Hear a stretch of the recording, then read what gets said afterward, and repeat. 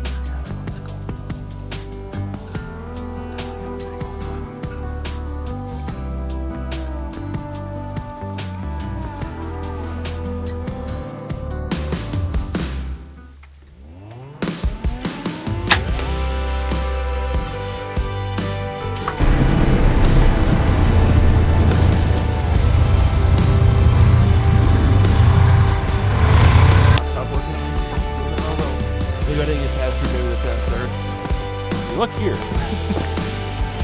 right through the deer. There's this log. Yeah. I got a couple around here, but I got stuck in ones. They're Twisted out. Looks brought in, but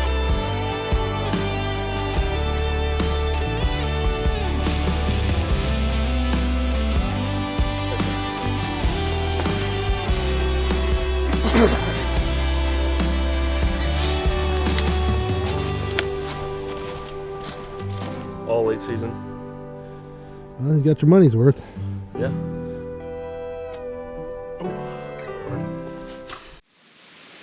All right, guys.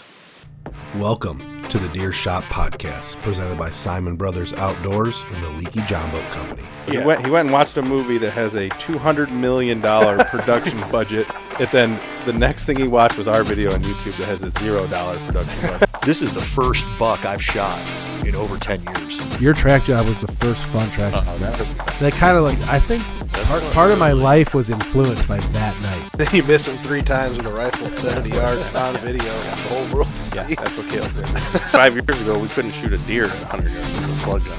Now you're shooting turkeys at 100 yards with a shotgun.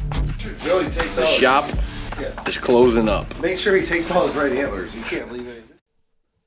Deer Shop Podcast. Episode. You had to clear your throat right there. Episode 77, I believe. Yeah, 77. It is. January 11th. What? Yeah, I'm all messed up. You are today. so January. far. You all right over there? Yeah, January 11th, right? Yeah. January 11th. Saturday night. Cold, snowy, wet. Misery of Ohio weather. Football's on the TV. Fresh deer dead in the shop. I can see Ethan shot a doe tonight. It's hanging right through the door over there behind the camera. His second archery doe of the season from the same blind. You've actually killed 5 deer in a row from the same blind. Yep. Yeah, you haven't shot a deer anywhere else. We did the math. He shot one. Technically, the other blind was like 50 yards. Well, he shot one Same out of the see-through blind a couple years ago on the south side. Remember that doe? Crossbow. Yep, yep. But other than that, Ethan's killed 5 in a row. Today's topic, eventually we're going to get into like some late season strategies and Our strategies in late season? Yeah, our strategies. We've kind of talked about this in the past, last year, and around this time we actually talked about it. I would love to hear other states, especially states that don't have baiting, what their strategy is late season. But I don't think there's that many other states open right now.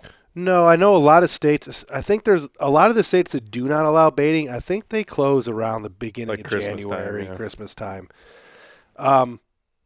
that's one of the big points that I want to make.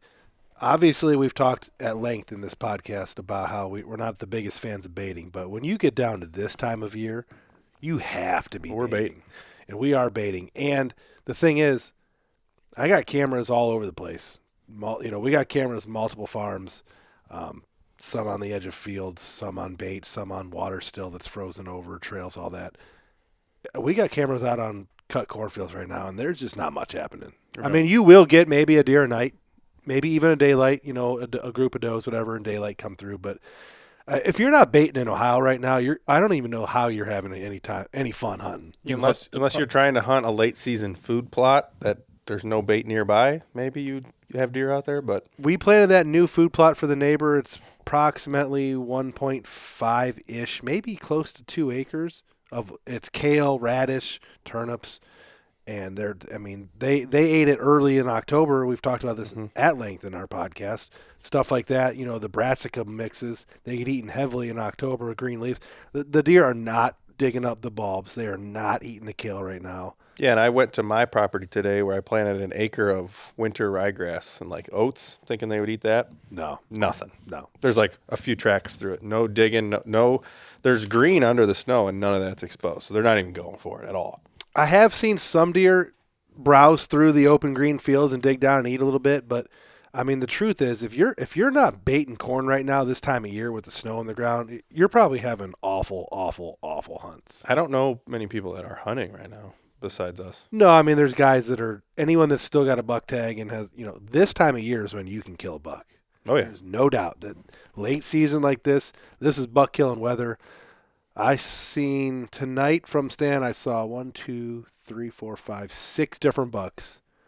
3 of them are 3-year-olds. So 6 different bucks, 3 of them 3-year-olds. Obviously none of them deer that I wanted to take. None of them probably scored honestly more than 110 inches, but if that. But there was a lot of buck movement tonight, and just not the deer out. Obviously if you've been listening to our podcast, we're hunting the 4-year-old 9's basically what the home farm has left. And he did not show tonight. He was there this morning. He was killable this morning at about 7:20, 7:30-ish, right as light was changing. I did go in and move that stand today a little bit on the tree and created some noise, but it didn't seem to matter because I had 25 deer in range by the end of the night. So. I'm guessing if we did have more mature bucks around that they would be showing up, but we just don't. Yeah, I would have those deer around. We know. We had the deer come into the farm during the rut that we thought we would, and those deer, they leave as soon as, mid-November, late November. We were hoping to lure the one back in, and we have not seen him. No, we have not seen him. And I would take – there's actually 2 that use our farm a little bit, one more so than the other. Mm-hmm. If either one of them showed up right now, things would get wild, but – They're not. They're not. They're in their winter homes. Yeah. And we know where they are. They're just untouchable. Yeah.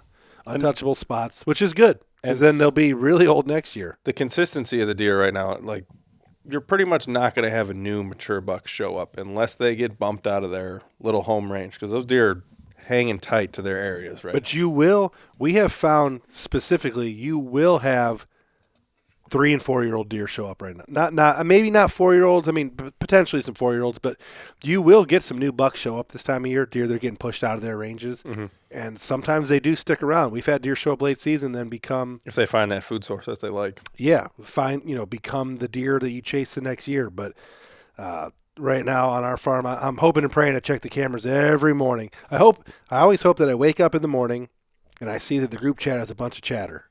So that I get to check the trail cameras first.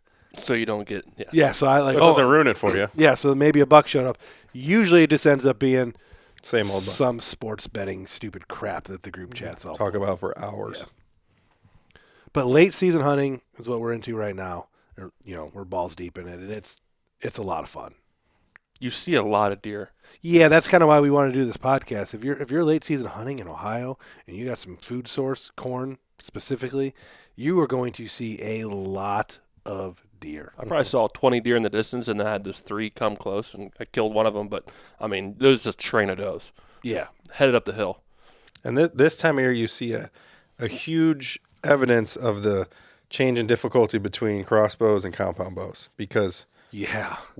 You cannot move when those deer are close. Unless you have some crazy setup where your stand is 30 feet in the air, or you have awesome cover, or you're hunting in a blind. Yeah. Like Ethan was hunting in a blind at night. So to paint a picture for the audience, the spot I'm hunting for the 4-year-old 9, I'm in a double tree stand about 12 feet off the ground. The spot Ethan's been killing all these does at, he's in the Hawk Warrior. Big enclosed blind. Beautiful enclosed blind, super dark. They won't see you in there unless you make a noise. No. Or Ethan. They see Ethan for some reason. Big dude. Yeah. But my spot that I'm hunting in that tree stand, it's very tough. I'm seeing a ton of deer, and they're coming in range. I seem to do better with multiple deer showing up as opposed to singular deer. When a single deer comes in, they're usually very they're on edge. They're on edge. They're on alert. They're looking around. When you have multiple deer come in, I had multiple deer run into the corn today. I mean, I'm talking run from hundreds of yards out. I saw that in the same full spot. speed.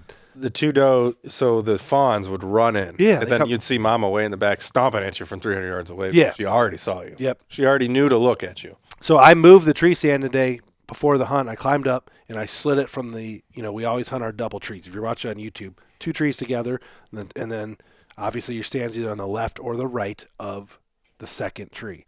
The stand that we're hunting has been on the left. For the rut, it needed to be on the left in order to get a shot at certain deer. Pretty much the ridge top. The ridge top. Ethan had multiple hunts where that was a factor, and it worked in his advantage. He had deer on coming deer we did not.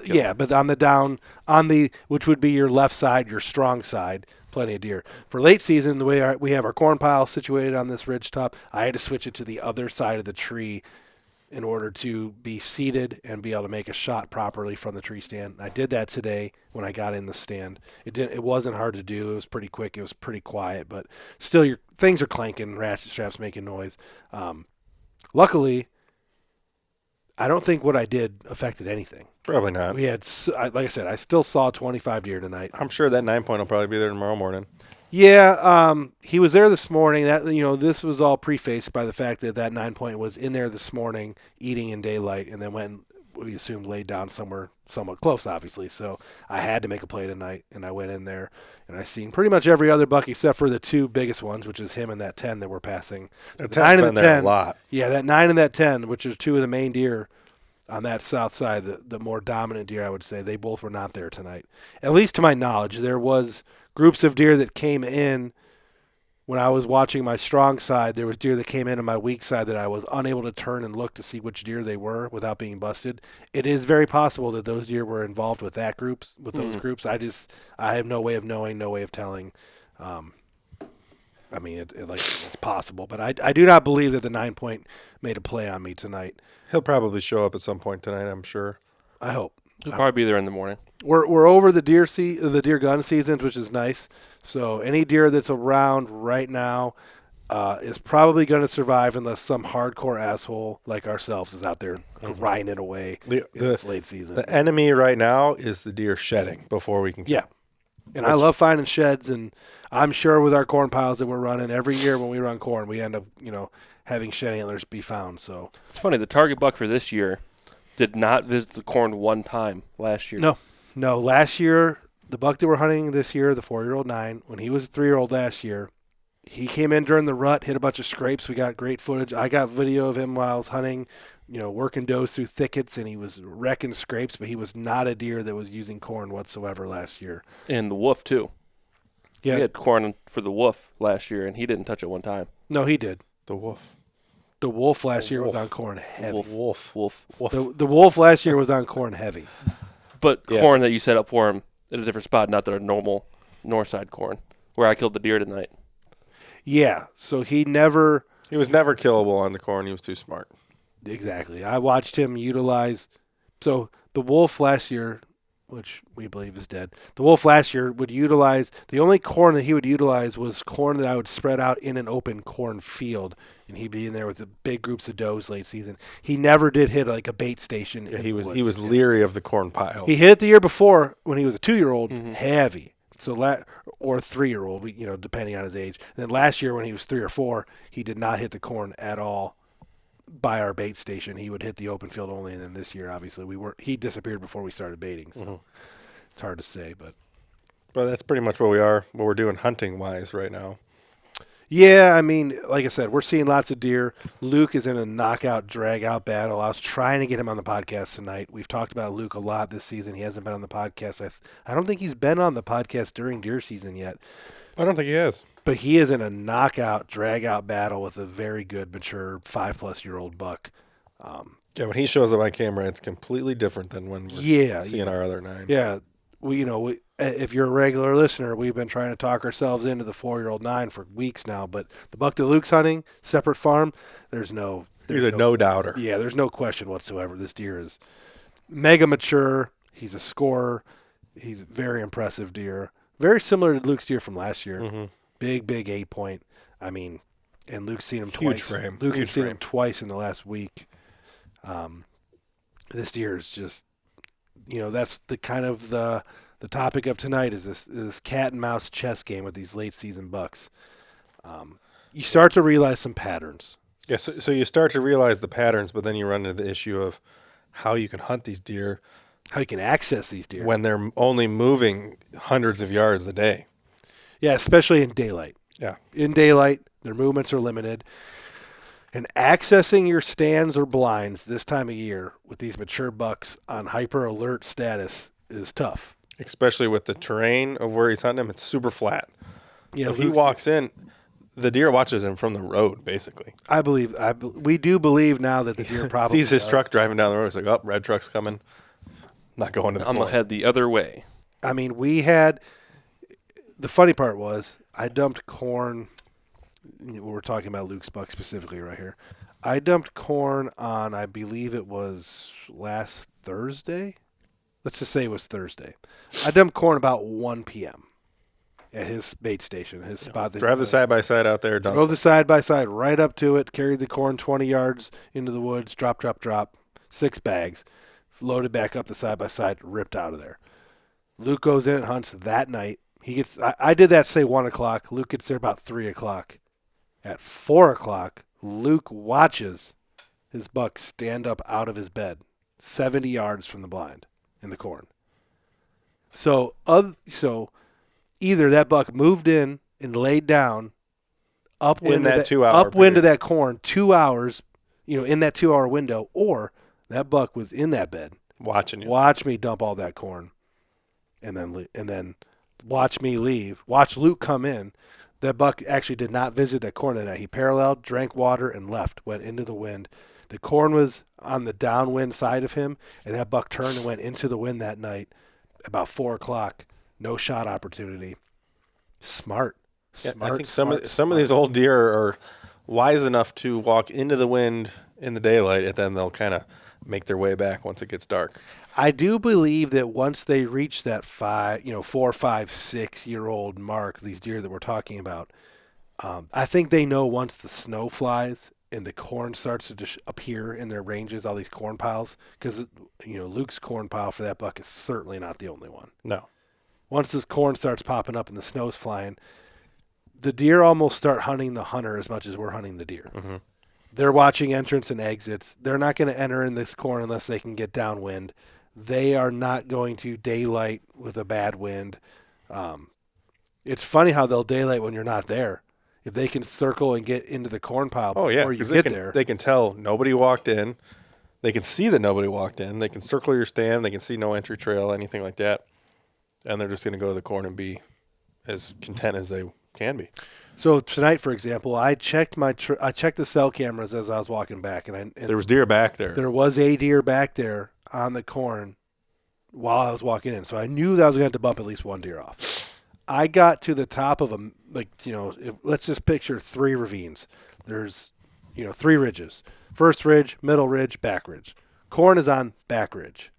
I got to the top of middle ridge, probably 125 to 150 yards from where that deer was on that corn, and I already knew that it was a doe, maybe a button buck.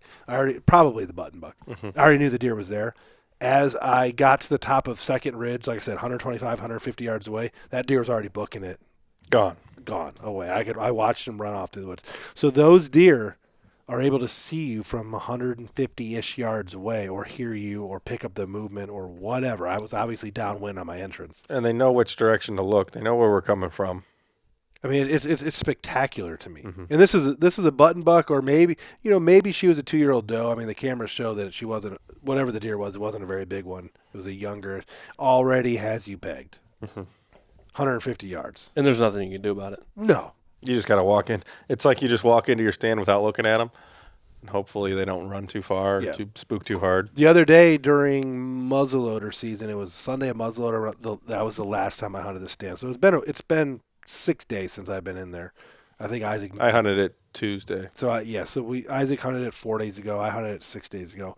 When I went in 6 days ago, I got to the top of Third Ridge, which is like getting close to the corn in the stand, and at least 10 or 15 deer were bedded within 100 yards, and I saw them all take off. They bed all straight to the south. Yeah, as I was walking up to the stand, I just see deer running away. And who's to say those deer didn't come back in later?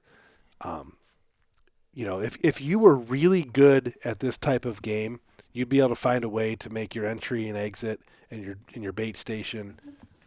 This is a Bill Winky. More like foolproof than what we're doing. This is a Bill Winky thing where he would have a creek bed that he'd follow all the way into his stand. Yep. And then be able to climb into his stand from that creek bed and never be in sight. Never be skylighted. Never be, visible to deer that are on a ridge. Maybe, this time of year, you got to take terrain into account. Like, imagine if we were down in West Virginia. The deer could be laying up on those hills. They see us leave the cabin. They could see you leave the cabin. Literally could see you during rifle season down there. You could see quite a ways. Yeah, and that's with still some leaves. This time of year with snow, I mean, it would be incredible.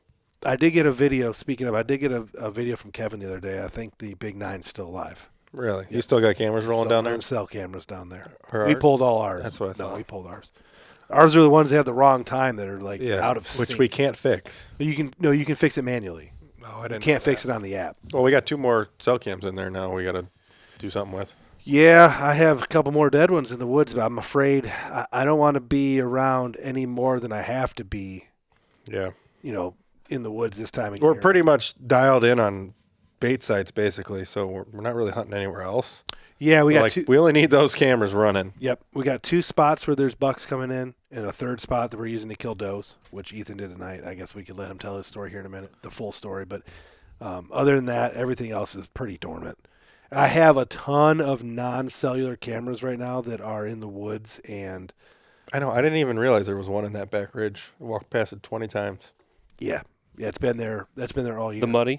Yeah. Yeah, you said, just turn right at the muddy. I still don't know where it is. I haven't looked for it. If you follow the tracks in the snow, it's right to your left when you get to the top. Okay. That camera actually had the big 5-year-old 8 on it a couple times after dark this year. Right there. Yeah. I mean, that's how he's accessing our farm. Just a fact. He hasn't done it since we November, knew it, though. too. No. Yeah, we knew it. I mean, we had a small window.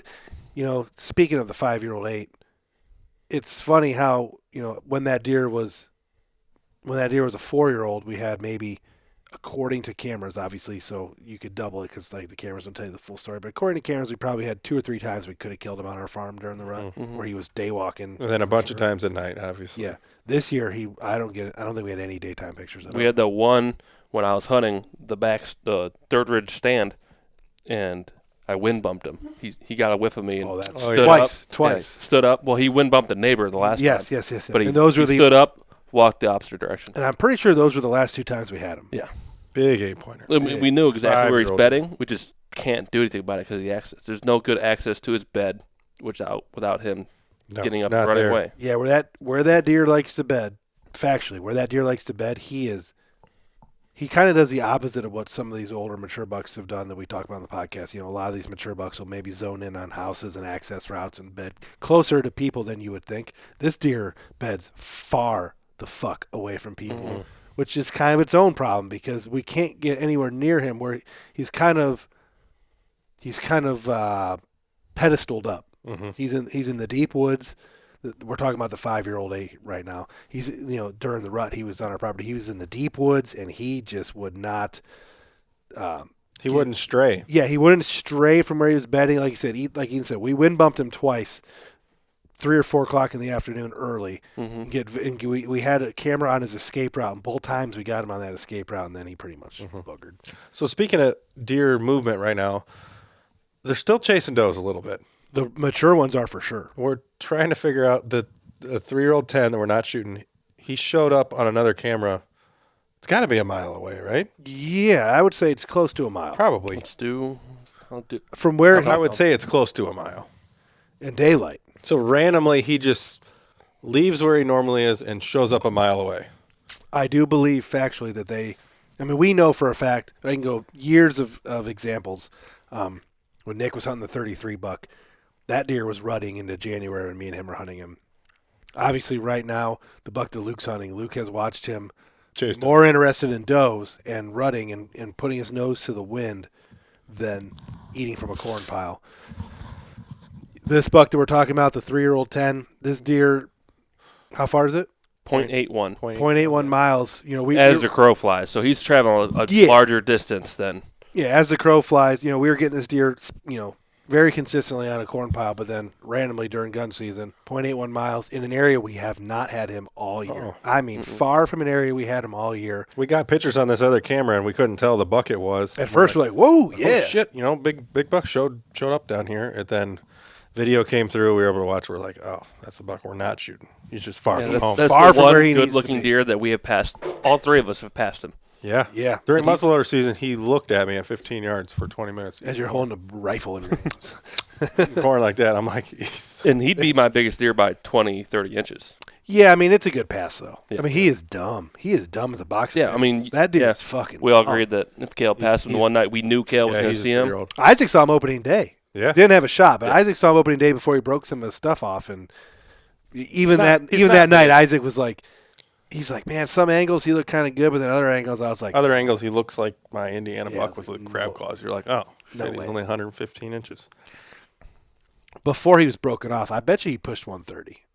Yeah. But he's dumb as a box of pickles. And I'm surprised he's still alive, but thank God. Well, yeah, so hopefully we can hunt him next year. Yeah, it'd be a good story. Well, he's Hopefully alive we can- because he's been homesteading on our farm. He's a very, very heavily home-bodied deer. Me and Isaac bumped him before the season started when we were hanging. Yeah, right back there. When we were hanging some stands and working by where I'm hunting now for the 4-year-old 9. Me and Isaac bumped him midday. His bed was not hard to find, and to digress, yes, the older bucks, 3+-year-old, 3, 4, 5-year-old bucks that we know of in the area are rutting. There's a 6-year-old buck that we know of on an ancillary farm. We're still getting pictures and videos of this deer hitting scrapes, and he's still got a neck. His neck is still just as big as his front quarters, which is kind of incredible for January. Yeah. He's huge. He's huge. His body is huge. Unbelievable. We can't really share any pictures of him or anything yet, but his... No, yeah, we won't. That story's is ongoing. huge. We're not going to share, but And he murdered another deer. He Yes. killed another deer. so that's a little. Yeah, why don't we tell this story real quick?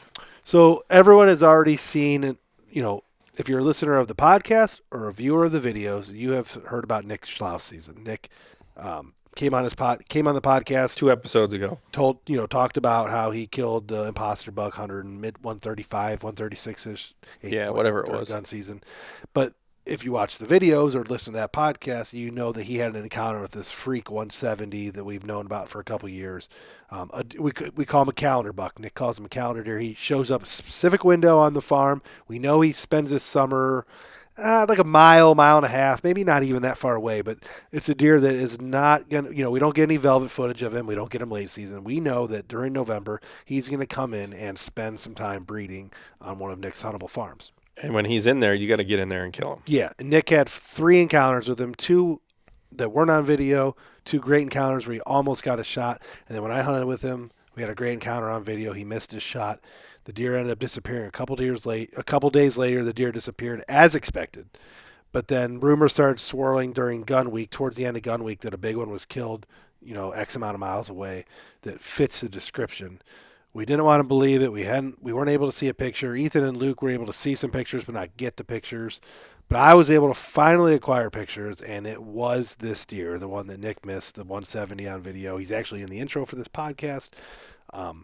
We've kind of touted it as one of our better on-screen encounters. It was a beautiful situation. Yeah, it was epic. It didn't work.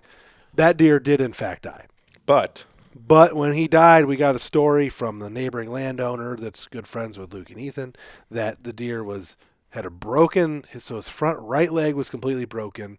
He was very skinny. His jaw was possibly broken, or he had an overbite, and he had an antler tine shoved through his face into his nasal cavity, possibly blocking his throat. I mean, this deer was extremely messed up when he got by killed. something. And he got beat up. This buck that we're talking about, the one that Isaac said is just huge for this time of year. He's at least 6 or 7. He looks like a steer, like a longhorn. He's just so big. Long body, heavy. I mean, he hasn't even rutted himself down, which is crazy. He broke a G2 back sometime late November, early December. He broke off his G2. You know, he wasn't super regular on camera, so we couldn't tell. But, you know, we're theorizing that this buck, which probably scores, I mean, he does score less than what the buck Nick missed. Oh, he definitely scores less. He scores 30 I'm pretty inches sure less. we're pretty sure that his broken off G2 is one that was in the face of Nick's buck, because they had their range was congruent. And you, they spent a lot you of guys time. think you heard the fight. That's the story.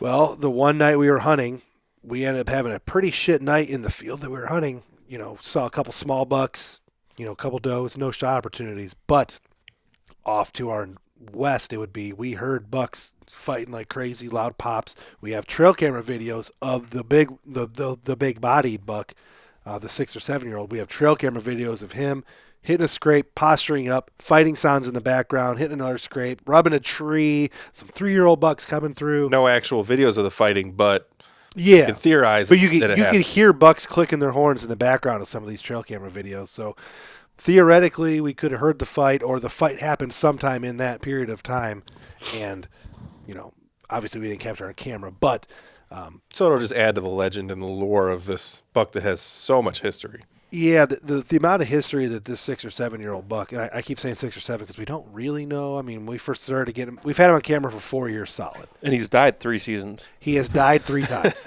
This year he's alive though. Yes. The first year he was on camera as a 3-year-old, possibly 4-year-old. We don't know for sure. Disappeared after gun season. Died. The second year we had him on camera. He came back, and then there was definitely a situation where he got shot at by one of the guys that gun hunts the property, and then he disappeared off camera for the rest of the year. So Died again. And then he came back that third year. He was the number 1 hit lister. Everything was, you know, me and Nick were scheming to hunt this He deer. got run off the property, No, basically. he got shot through Yeah. the back. Tyler. It's He Tyler's received buck. a crossbow Yeah, bolt yeah. through his ass, Yeah. Died again. broke his leg. He shed his antlers early. He walked around with a leg the size of a 5-gallon bucket all through January. Huge goiter on his Achilles. His antlers area. were off in December. Yeah. And he was walking around with this 5-gallon bucket-sized leg in January. Never showed back up this summer, so died. Yep. Dead. Died for a third time. But that showed up in the rut the size of a cow. Yeah, showed up. The funny part, this deer, you know, obviously we'll do a big podcast on this specific deer, and we'll do. If he ever does have We've an end. beaten this story to the ground, though. Yeah, and we'll do a video series on him. But the reason we think he dies is because he spends all of June, July, August, September, October, November on a huntable farm, and then he disappeared. Usually he disappears around end of November, beginning of December, and he doesn't show. Yeah, around gun season, so you're like, oh, yeah, someone shot him. Yeah, That's pretty when a deer disappears during gun season, it's an odd specific time for a deer to disappear, and then he's gone for December. I did find one shed the first year, but he's gone December, January, February, March, April, May, June. He's gone, and then like July he starts showing up. And every year he started showing up a little bit later, and this year we have no velvet. So this year he was dead to us until But the season came around. He lived here. October. I don't know, first week of October. But he's been And when here he- since. We could have videos of him far off in a bean field. Yeah, It's a different rack style. This year, so That's we the don't interesting know. part. When he first showed up in October, we had no idea that he was the same deer. So we were like, that's obviously it's a great buck and he's mature, but he's probably just showing up for rut. It wasn't until we got the 4th or 5th set of videos that we noticed the scar on his leg, and we're like, holy shit, That's him. That's literally him. Exactly where Tyler put a crossbow bolt through his ass. There's a giant scar, and the leg's off colored, which is funny.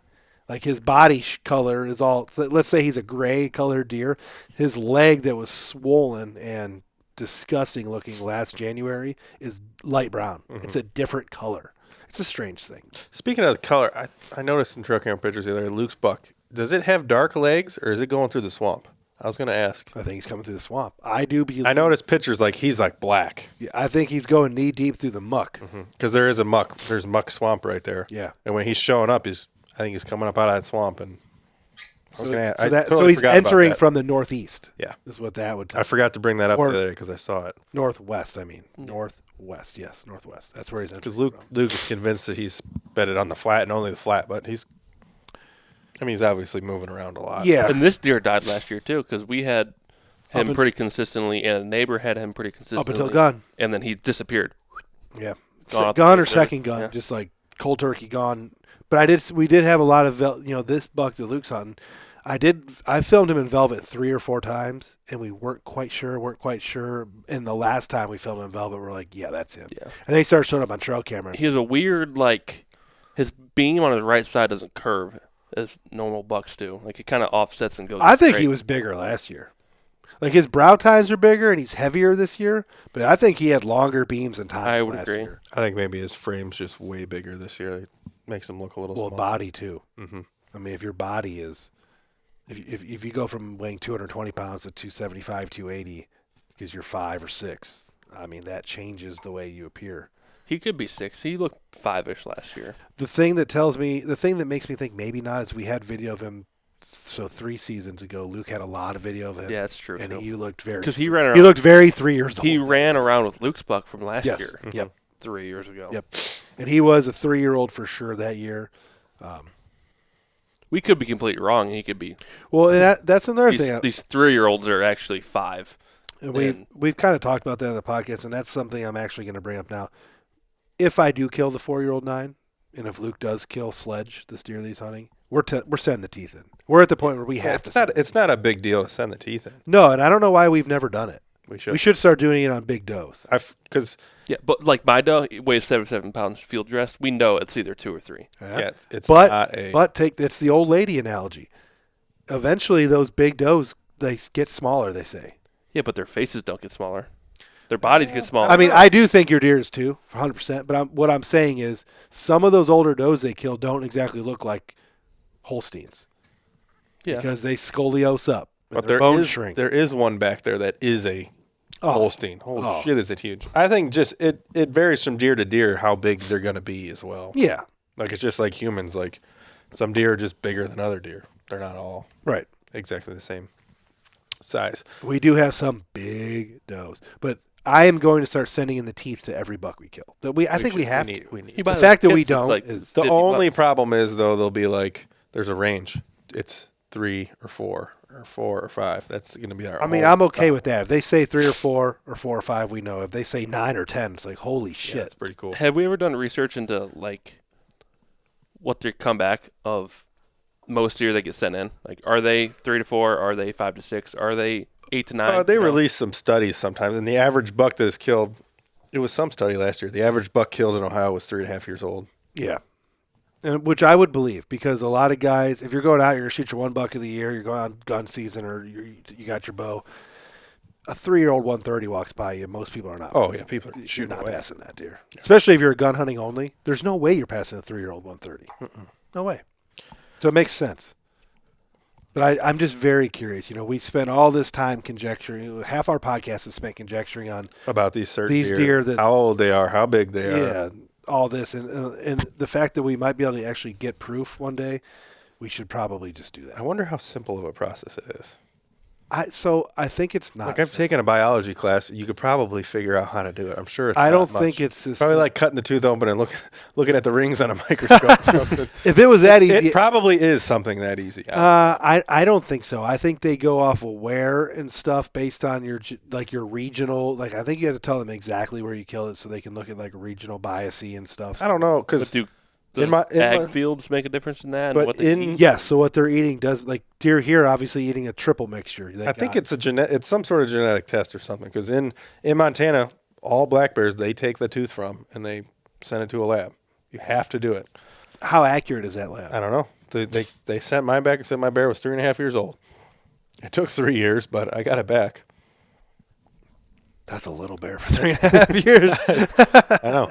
Well, and in Montana, you have to take the bear to a check station, and some lady comes out with a pair of snips and pulls that tooth out. You know, the thing is, though, bears, we hear 3.5-year-old bear, we think it should be bigger, but, I mean, those black bears can live. 20, 25 years old. Yeah, well, even older than that. I want to know how old is the bear that we've seen? The one that was just, lumbering around. The one that was walking on that log. Yeah. And how old are those bears in Pennsylvania? how do they get that old? I don't know. How do they survive that long? Because so- we saw him, and if we were better shots, we could have easily killed him. And he has to survive that for 20 years. I can understand the bear in Montana living longer. Like, that's not surprising to me. I don't know. I honestly do not know how any bear Survives in Pennsylvania. survives in Pennsylvania. Especially, They're doing bear drives. So we they don't got have 30 guys experience on a with it. hill, and they drive 50 acres of public, or 50 acres, probably 500 acres worth of land. I mean, how does any bear survive that? so we don't have any experience with it, but I watch YouTube videos. They get 30 guys and drive out these entire sections of national forest, thousands of acres. Yeah. One guy may see a bear or shoot a bear, but how do they survive? Or they hide? I guess they're. But how do just like you deer. go bow hunting and then see two different bears that are huge? At the same time? Like, how does that happen? I don't know. It must have been. Where do they it was go? After all the bear seasons too. Well, I after- will say it was very impressive when when I had that encounter with the 6 bears in West Virginia a couple years ago, the sow with an unrealistic amount of cubs, but she did have them. Yeah. They covered 100 acres in like 25 seconds. Mm-hmm. I mean, literally, And they move it would take fast. me 25 minutes, and I would be breathing so heavily to cover the amount of ground that they covered in 25 seconds. I mean, I watched them go all the way to the bottom of the ravine, all the way up the other side, so fast, like And that was 10 unbelievably minutes after I fast. saw him 500 yards away. Unbelievably fast. So yes, they can cover some ground, but we've gone from deer to bear. But it is very interesting to me how they can survive that long in Pennsylvania. I know we got some listeners in PA. Let us know your thoughts on how do these And I- bears I know make it there's to a- 10, 5, 10, 15 years And we old? know there's a lot of wilderness there, but like we go there a couple times a year, and like there's logging roads everywhere. There's nowhere that's untouched. No, and we see bears. Yeah. Which We is, see signs of bears, and we have pictures of bears on our deer cameras too. I've seen bears in PA 2 or 3 times. I can't remember how many times I've run into bears. don't Just think I've- trout fishing or turkey hunting, like run into bears. I don't think I've ever seen a bear on the hoof, but I have pictures of them Yeah. on deer Or cameras. the paw. Yeah. I had one eating out of a Dutch oven. Literally, Here we go. I had one eating out of a Dutch oven 2.5 feet from my head at night. Yeah, because we cook steaks in this Dutch oven, and Is that the Dutch oven that's been missing? no, we found it. It's alive? Mhm. Where was it at again? It was down in the shed. The audience is like, what the fuck are you talking Where'd about? Dad put it? My dad lost a Dutch oven For 10 10 years years. ago and blamed us for 10 years that we left it on some camping trip somewhere. No, I was sitting in a tote in the shed. His shed. His shed. where he put his it. tote, where he put it. But all right, so let's go back. Let's tell some stories. The bear licking the Dutch oven. So We've went. told the story, I'm sure, but we can rehash it. It's been a while. If we did tell it, it's been a while. We were in Pennsylvania turkey hunting. It was me, Isaac, Dylan, Spencer, Shannon, And Did it? Spaniel. and Spaniel. Fanny, yes. I was off fucking Japan somewhere. And maybe the first time we've mentioned Spencer.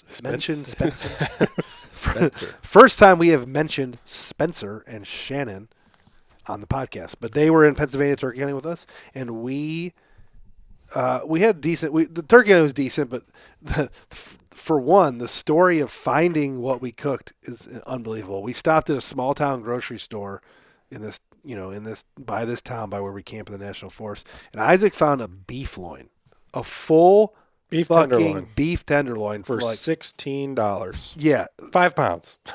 Around here, it costs $100 probably. More than that. Yeah, probably 100. $100. He found for 16. We're staring. We were gonna buy some cheap steaks or maybe some burgers, and we're staring at this thing in the store like, what? That's the Holy Grail. So I was able to cut like 12 filet mignons out of this. it was unbelievable.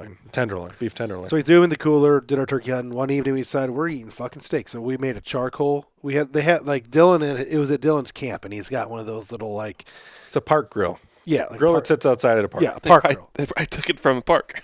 Yeah, Probably stole it from a park. So we get some charcoal, we rip it, and Isaac cooks these beautiful steaks, and we finish them off by putting them in a Dutch oven in the fire. Yeah, because we were having difficulties with the park grill. I don't think it was getting hot enough. I think we made onions. We made something in this. Yeah. Regardless, huge Dutch oven with meat remnants in it. Yeah, meat, $100 meat and $16 meat and onions in this thing. And obviously, we ate the steaks. We had a merry good time. We had a fire. We drank a bunch of beers and whiskey, and we fucking passed out. And the steak in the Dutch oven was like, the lid was on it, but it had remnants of mushrooms, onions, and steak in it. To preface the story, we've been going to Pennsylvania for 15 years at this point. Bears were never really on our radar. No, and we'd seen the bears prior to this. We'd actually have seen bears at that camp. But we never worried about leaving food. We never worried about any bear safety stuff. We never worried about leaving food out, trash out. We never had any problems. And where we we were, didn't even think about it. And where we were is like, if you're familiar with Pennsylvania, you know what I'm talking about. It's like a road that has like 50 camps, and each lot's half an acre. Yeah, it's not like we have a cabin in the middle of nowhere. Surrounded by state forest, but there's a bunch of quarter-acre lots all and there's gravel roads crisscrossing. It's all gridded out. It's like a trailer park, literally, with cabins on it. It's got a name like a trailer park, too. So So we go to bed. We have the tent up underneath the awning of the old cabin, which you can't sleep in because it's got mold in. And, on the concrete awning pad that we have we have our tent set up on.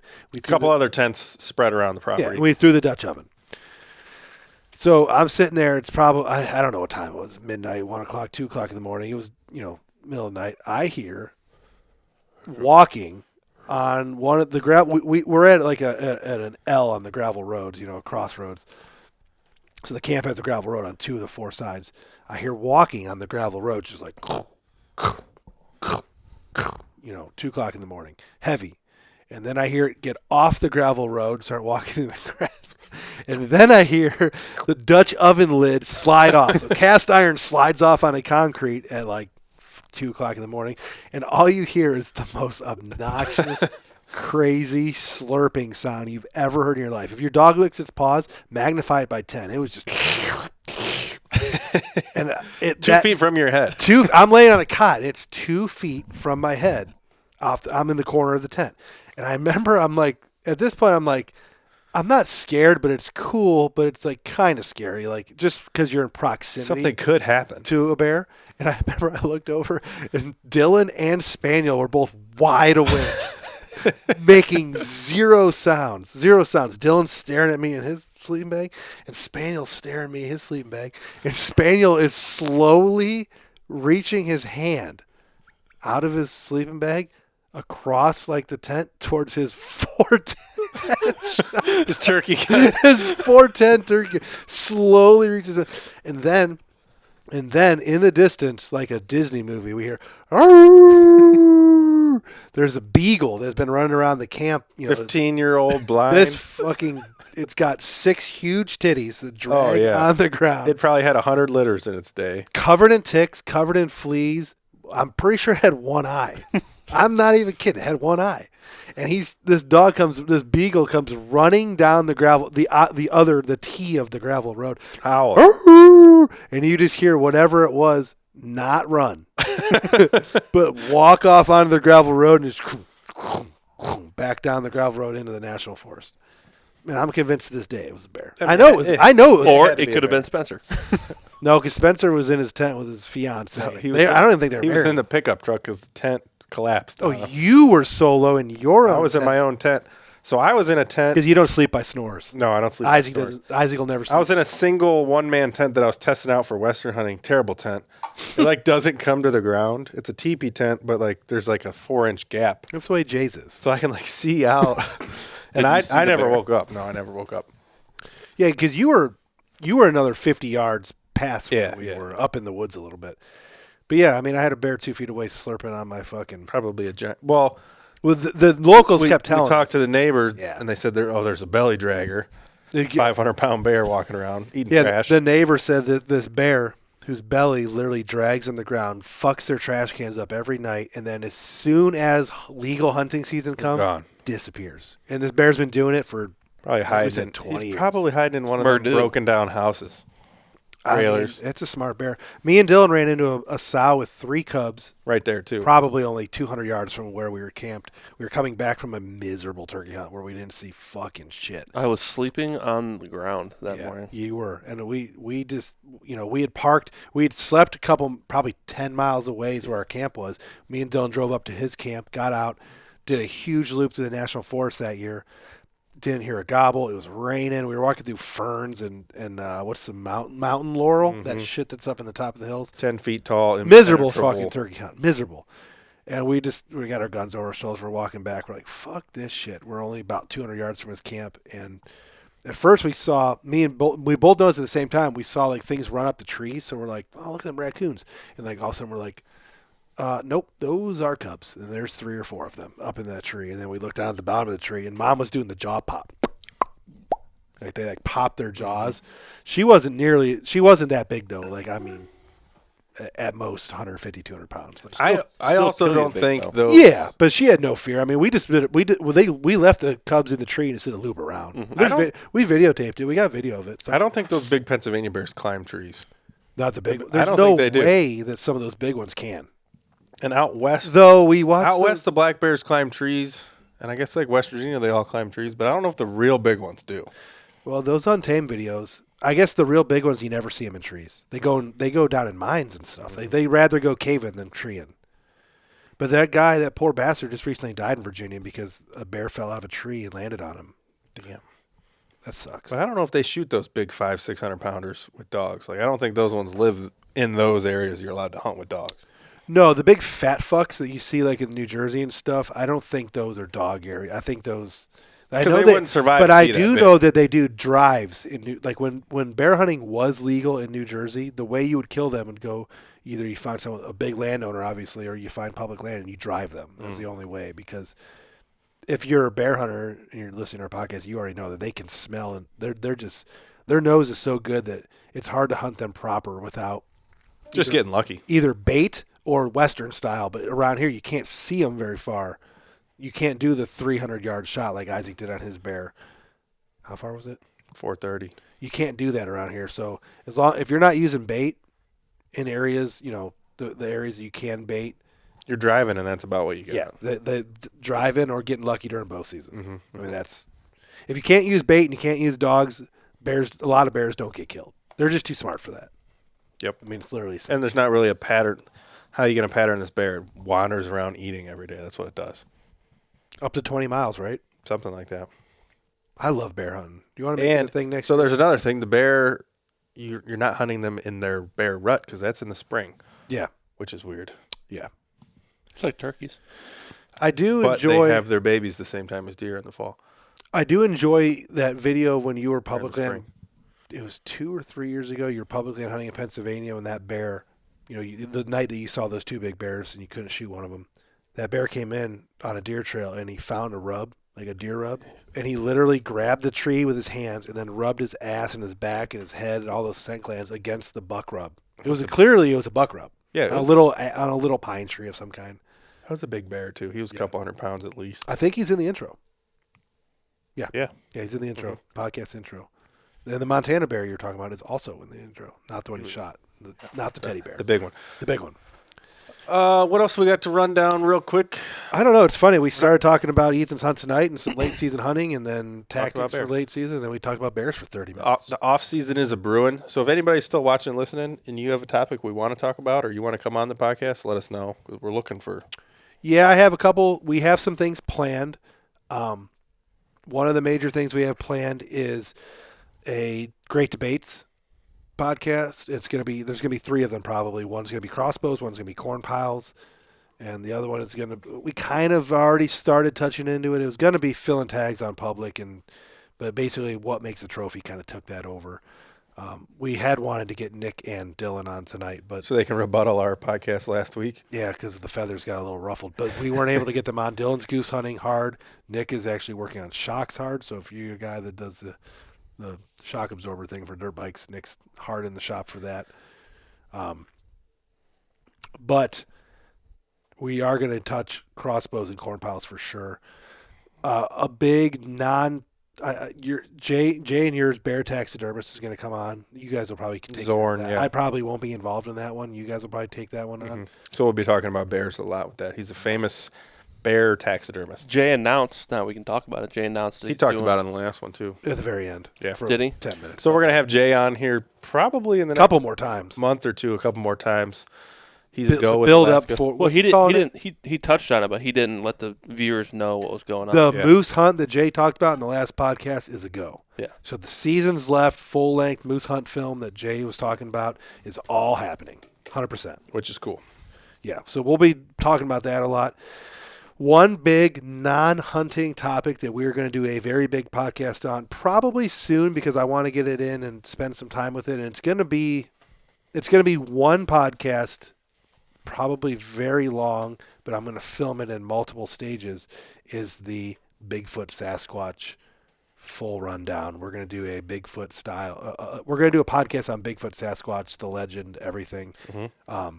We're going to do a history, why we like that kind of stuff. We're gonna Hollywood and history of Hollywood history. We're going to have guys come on that have had encounters that want to talk about it. I mean, we are going to do a very big Bigfoot podcast. And if it becomes a big hit and we get some audience that likes it or it flies in the right circles, we might do some rebuttals on that and expand on it. We want to go to a state forest that's known for Bigfoot, right? We have always wanted to do that. So part of the problem is, the Bigfoot media thing is kind of cheaped out over the last 5 or 6 years because of the news shows and stuff. But we always thought it would be fun to do a Bigfoot camping trip in Bigfoot territory and do the Bigfoot stuff and try and see what we could film. But instead, we decided to start hunting in places that were much more wild Yeah, than these places were. So that's going to be the big angle on it. We're going to do the Bigfoot podcast, but it's going to be through the lens of deer hunters who have spent weeks in the backcountry of Montana, Idaho, Utah, Pennsylvania, West Virginia, Ohio. We're going to give our spin on the Bigfoot legend. If they've had any weird encounters. I've never seen shit. Me and Jay. I will preface it, even though I'm going to host it, and I love the Bigfoot phenomenon, and we're going to talk about the history of it. Everywhere I've ever been in all my hunting pursuits, all across the United States, I've never seen anything. So, me either. But if I didn't know some of the things that I know, the first time I was in Idaho with Jay, our first night on the mountain, we camped way back, elk hunting, and we heard some sounds, and this thing came right on our tent. I was going to talk about it with the bear thing. This is the moose? It's a moose, yeah. Yeah. So he comes up to our tent, boom, and he's making like, and then we hear fucking trees going crazy, like 10 yards from our tent. Wood knocking. So if you weren't educated on some of the animals in the area, which you're from California, you decide let's go hiking, in Idaho. They don't know what a moose sound is. They don't know what any of this is. They could definitely think that was Bigfoot. Another thing. And this thing was so close, it hit branches that hit our tent. So like our tent shook when it ran by us. Just to add to that, the wood knock thing, like you said, that's a big thing the Bigfooters do. They're hitting trees and the Bigfoot's responding back. When you hear those mature bucks fight and clash their horns together and break tines off, it makes a sound that a Bigfoot hunter would say that doesn't get made in nature. Like those crazy snaps when a tine, if you break a main beam of an antler or you're having those big bucks are clacking their horns together, that would make a sound that could be confused as a wood knock, 100%. And then you add in elk country, moose country, whatever. I would say moose probably get mixed up with Bigfoot the most because they're a little more docile. They're a little more less skittish to you. So they'll be in close proximity to you, making crazy sounds, huge stomps, knocking on trees, and you won't be able to see them. And I could just see how people would mistake that for possible Bigfoot. As a guy that hunts, and we spend very little time, just a couple trips a year, hunting in bear territory. I've seen bears stand up on their back legs a couple different times while hunting. And you could definitely, if you were a person that just happened to glance over, you heard a bunch of crunching noises, and you glance over and you just see a black bear standing up facing the other way, and then it dips down into a ravine, and then you hear more crunching. You could definitely mistake that in your mind for a Sasquatch. With the arms flailing and stuff. I mean, I've seen it, and I know what it was, but if you don't know what it was. We'll get into it a lot more when we talk about that podcast. But that podcast is going to be a big deal. It is interesting to see there's less and less videos of Bigfoot now than there was because of how good the cameras have gotten. We're going to talk about this. Yeah. The guys, this is going to hurt the souls of true Bigfoot hunters. But back in the day when people were filming, I could film you 100 yards away and it would look like Bigfoot, a camera 20 years ago. Yeah, and what people need to start to realize, and there's gonna be some big denial on this, but in the 70s, 80s, and 90s when the Bigfoot hunters were having their Bigfoot videos, some of the famous footage of Bigfoot, those people were all looking for Bigfoot and looking to profit off of Bigfoot. Mm-hmm. We have there are 4K cameras in every nook and cranny of this fucking universe now, and no one's getting any good video footage. But for a reason. We will digress. Yeah, that's going to be its own beast. So if that's something that interests you, keep an eye out. We'll definitely advertise for it. That's a special podcast that will be advertised for before it happens. So we'll give the audience, a wide berth on that, and they'll know it's coming. We're going to finish up our hunting here in Ohio. We got 3 weeks left. Hopefully the 4-year-old 9 dies. Hopefully Sledge dies. I talked to Kasich today. He hasn't been mentioned in the podcast much. Ask about him.